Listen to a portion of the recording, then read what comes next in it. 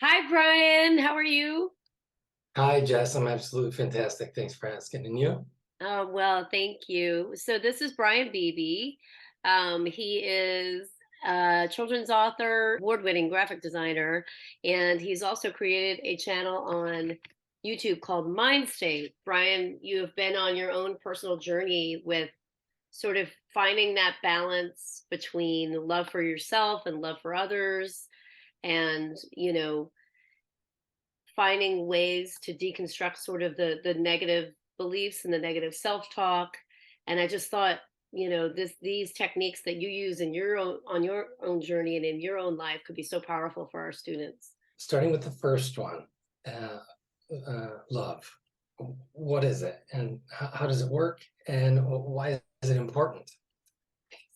So, I define love as one of the most powerful forces in the entire universe. It has the ability to heal, transform, and transcend anything. It's incredibly complex, and at its core, there's a deep sense of connection and acceptance that we feel towards others, and ourselves and the world around us. So it's not just an emotion or a feeling, it's a state of being.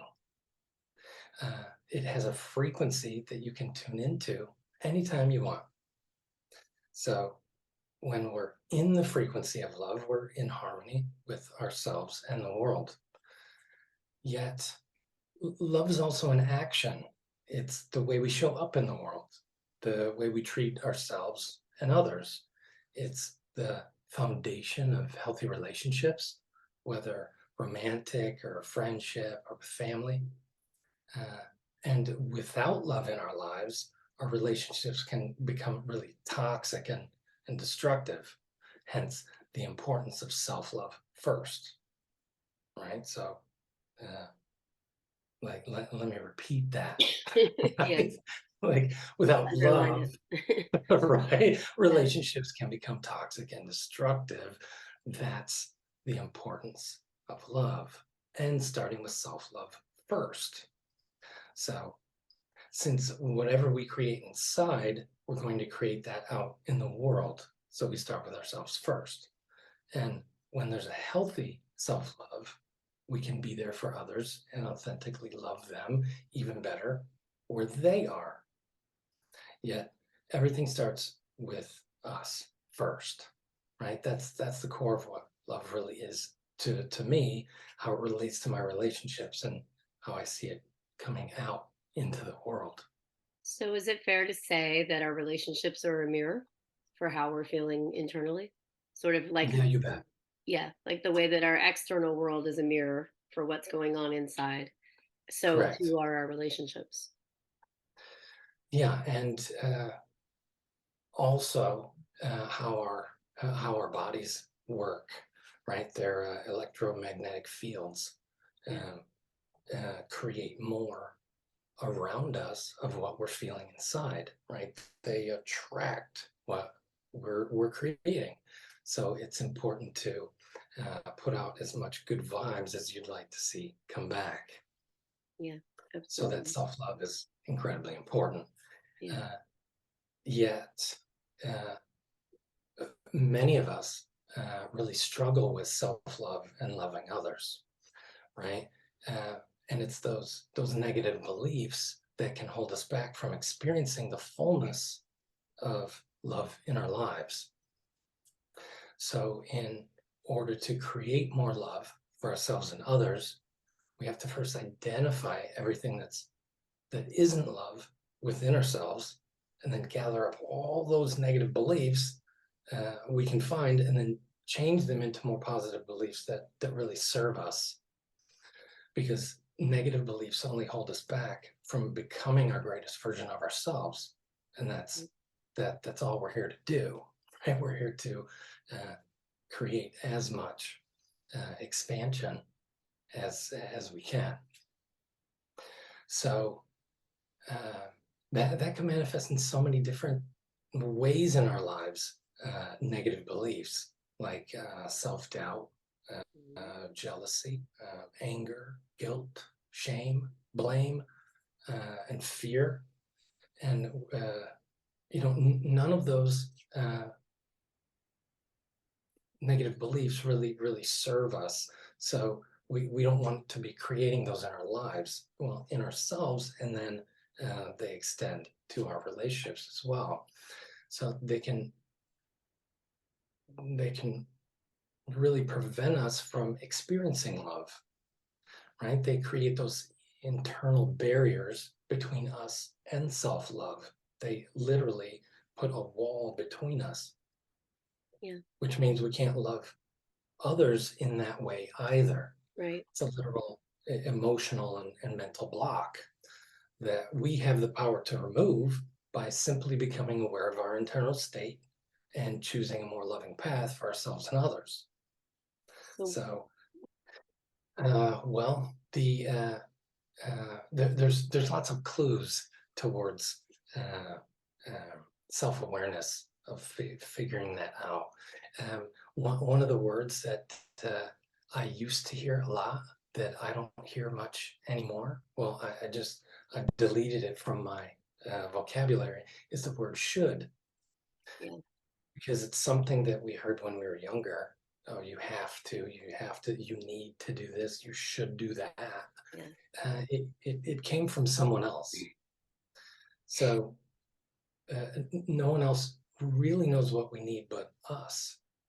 And so anytime it would come by, like a thought just floating by my mind, oh, you should do this, I would catch it in the moment and then just retrain it, right? So no, I need to be doing this, right? So, but we'll get into more tools for shifting and changing mindsets. Yet it's first important to understand that self-awareness is the key to identifying those negative traits. So figuring out what false identities that we're holding on to by simply taking the time to reflect on our thoughts, our emotions, our words, and our actions.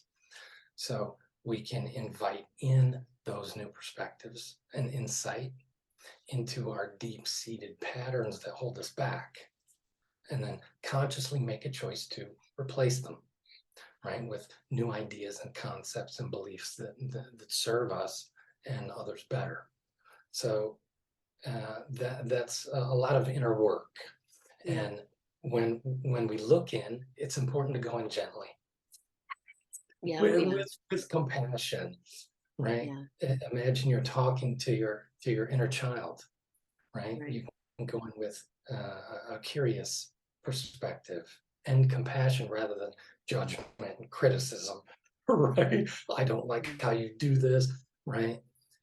So then when we do go in and self-reflect and we're aware, we need to be looking out for a few different things. So this could be self-doubt, right? When you question yourself and your worth and your abilities. It could be anger, like you step out of the actual experience of having that emotion around your entire body and start to observe it. So, okay, I'm feeling anger right now, right? There's an aspect that is feeling it 100%, but there's also an aspect that can look upon uh, that aspect and think, okay, what is setting this anger off? Who am I allowing to trigger this anger in me, right? Also, jealousy is a good one, like being envious of other successes, and that really goes into a like they have and I don't have. Yeah. It's like a very victim mentality there. Well, it definitely can take some time and effort, yet the clues are all there, Yeah. right? Everyone has their own personal blueprint and storyline that they can redefine their identity within. And by re-identifying those higher aspects of ourselves that have more love and that give more love, then the older, let's say, ingrained negative beliefs and concepts slowly become dissolved because you start to entrain with that more loving experience and less with the harsh judgmental Mm. side. And yeah, there are lots of tools that can create that shift. They're daily practical practices that we can do ourselves that don't cost anything, and Yeah. Yeah. they're free to do. And by doing them, we can support ourselves first, and which can better support our family, our friends, our partners in their lives, and then we can become the rock that they can lean on when they're having a tough time Right. because we're supporting ourselves first.